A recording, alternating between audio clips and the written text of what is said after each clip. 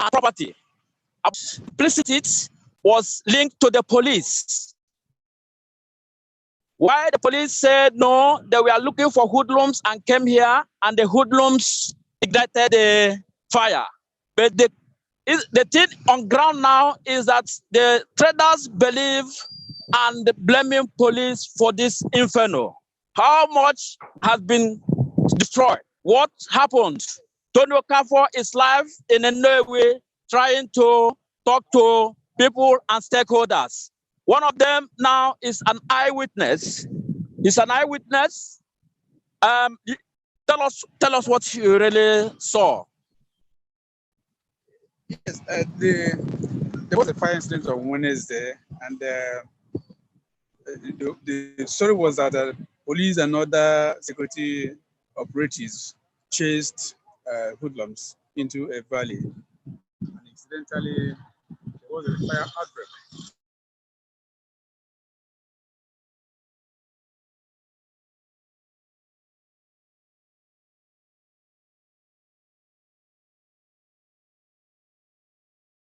The chairman of the market, let him tell us what really transpired. The chairman is wearing red. He's approaching the scene. He has been walking throughout yesterday. I learned that he even slept around 5 a.m. today. Chairman, what really happened? Welcome. Thank you. All we know that at about 11:30, the boy is dead. We saw policemen and the vigilante people parking vehicle in our market. Then we walked there. They moved straight to the inside the bush. And all we see there is when fire just came off, and they was trying to stop the fire, but no way. So that's all we know. That's all. Okay, how many shops were really involved? It's about 100 and something shops. As you can see, this man is affected. The chairman said about 108 shops were affected. I'm now going to talk to one of the victims. Yes, tell us what's really happened. Yeah, I'm Comrade Godwin Okorie. The thing that happened is in the market, we were surprised to see the multitude of vigilante men accompanied by the DPO Nnewi police station, that central police station. All of them came. They didn't even consult the chairman of the union. They just went straight to this gully. And one of them, as many people can witness, so the one they call it, has to put this lighter in the bush, said they're pursuing criminals, that maybe the fire will push them to run out to where they can catch them. So when they put the fire down and they see they cannot control the fire again, they too now run out from the bush and enter their vehicle and begin to run to their station. Before the people or duty who saw what happened begin to stop some of them, say them go and quench the fire they ignited in the and that's why they ran away. Then what we are hearing now is that they are denying that are not the people that put the fire in the bush. So you can look here, I'm the owner from this office. Has air condition. Let's go to the office. So there's air condition. It has its air condition. There's freezers inside. There's my executive chairs, whatever, all the things that here, they are mine. Then you go here, you see my two sawmills. The other one burned this area.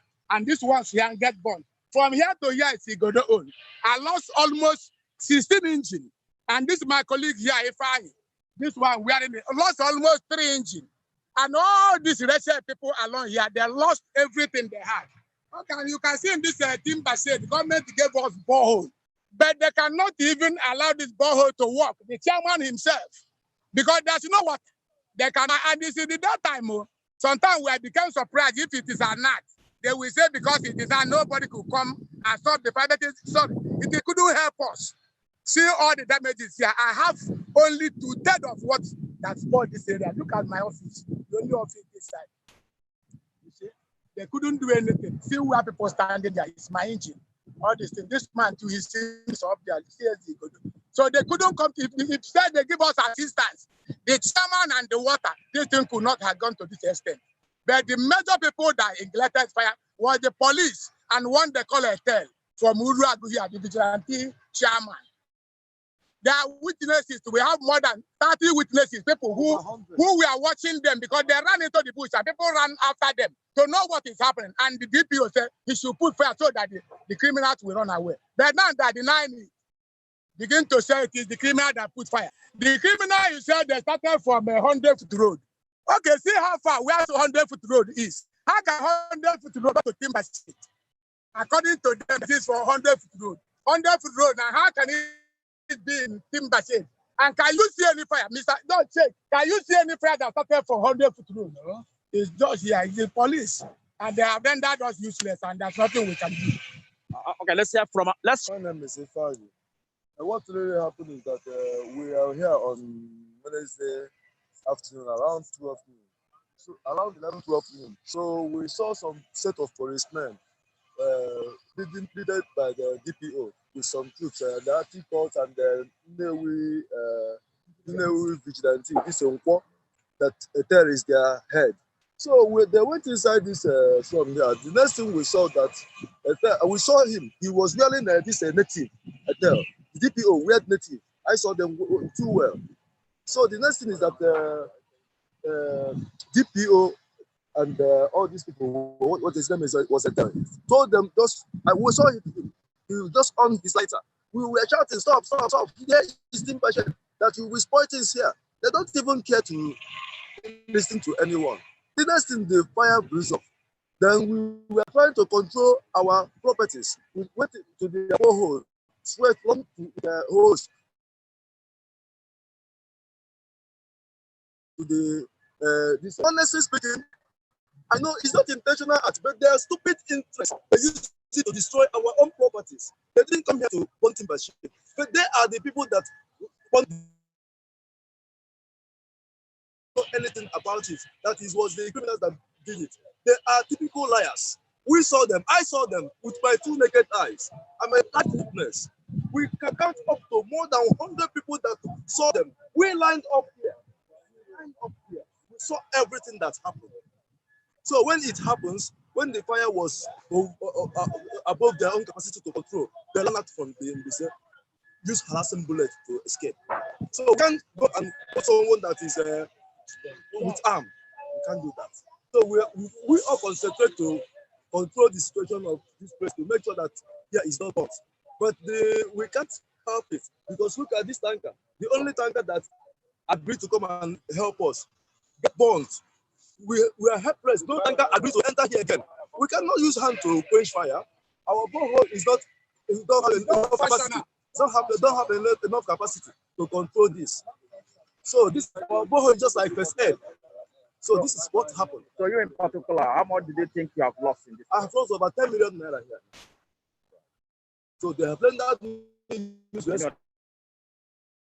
All my resources is here. Here is just like my warehouse. Thank you. Just as you can see, the destruction is quantum, about 180 shops. They don't know what to do now. They are asking for help from the state government. You can see the quantum of destruction. By the time I was here in Nnewi around 12 o'clock, the fire is still raging. Everybody is trying to quench it, including women. They are trying to quench it, but the thing is still on. They are calling on government to come and assist them. The fire is still raging. You can see it. The fire is still raging. What will be their fate after now? The fire is still raging. The tankers that came for assistance were also burnt.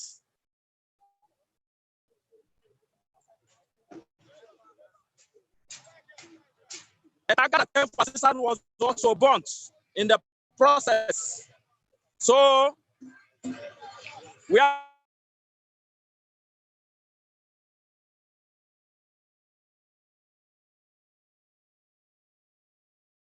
go from here.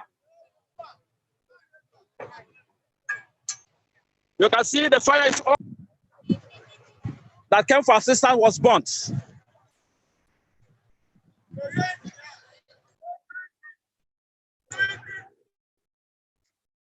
Some minutes ago, fire service people just arrived.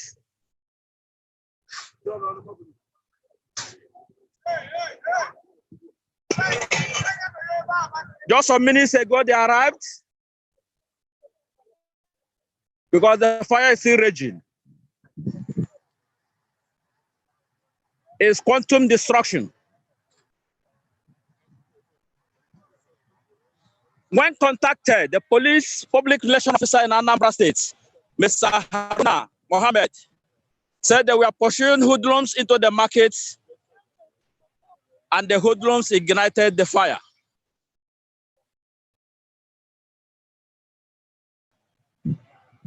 But everybody I talked with here is blaming the police. Everybody I talked with here is blaming the police, even as the fire is still raging.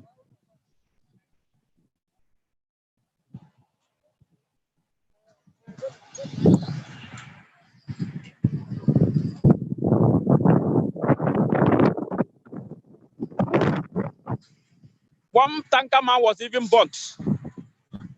I located him halfway, but he couldn't continue with us.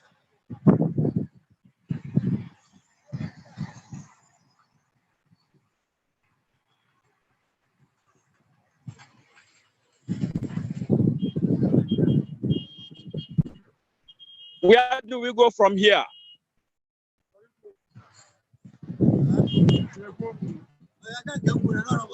I can see him. He's from victims. He's annoyed. He wants to talk.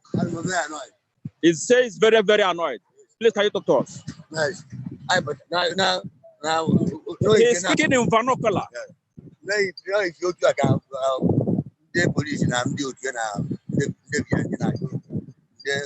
The anti-court. From 100 kilos. While we put out the back, one of them band in the Utia, maybe I'm an happy bit of. I told you, I have to come back on Monday. I had your party of no group, that very group. What is your name, sir? My name is Kuma. Don't ask you. He's saying the same thing. He said he saw it, that it was caught by the police, and after the thing, they ran away. The same story everywhere here. I don't think it's a conspiracy of any type. Yeah, he said it happened in the broad daylight, and everybody was around.